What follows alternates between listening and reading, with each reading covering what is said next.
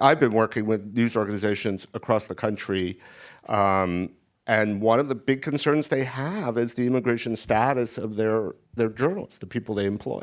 They're very worried. I mean, one of the things in the film is you see, when journalists come into contact with law enforcement, they can be arrested.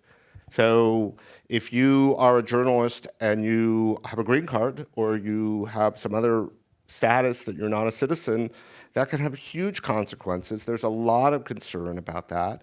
I think it's going to be much harder. It's just harder for people to get visas to come to the United States and work, so it may well become more difficult for, there's a significant and important cadre of international media that covers the U.S. that plays an important role.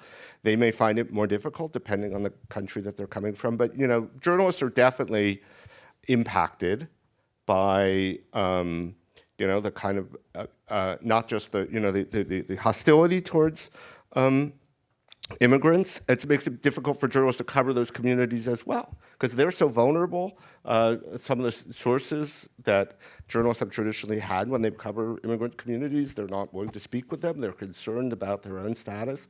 So it's a really complicated moment. I think it's also an issue for international students that come to the United States who end up being journalists at their higher education institutions. And I just want to make clear, I did not say student journalists for a reason.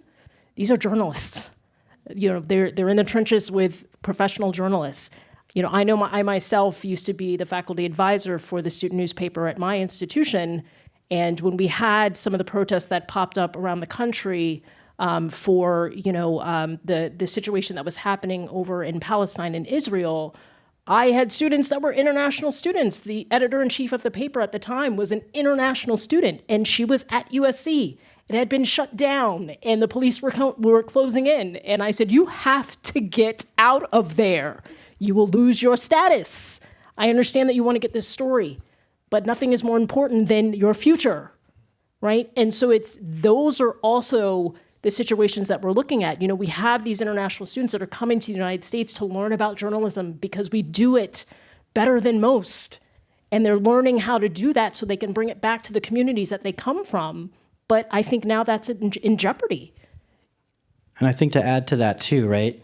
You talk about, journalists representing communities that they come from or being able to go to communities where they're representative, right? And so not just international journalists, but, and we talked about this in the film, you don't want to have just a room full of white journalists, right? You want to make sure that representation matters in journalism, right? So whether it's an international student coming in that is a journalist or whether it is someone else that's trying to represent a community or explore an issue that's not being covered in quote unquote the mainstream, those voices really matter.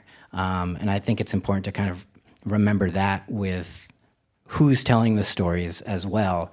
And I think that's just an expansion on the international journalists that are coming here to study.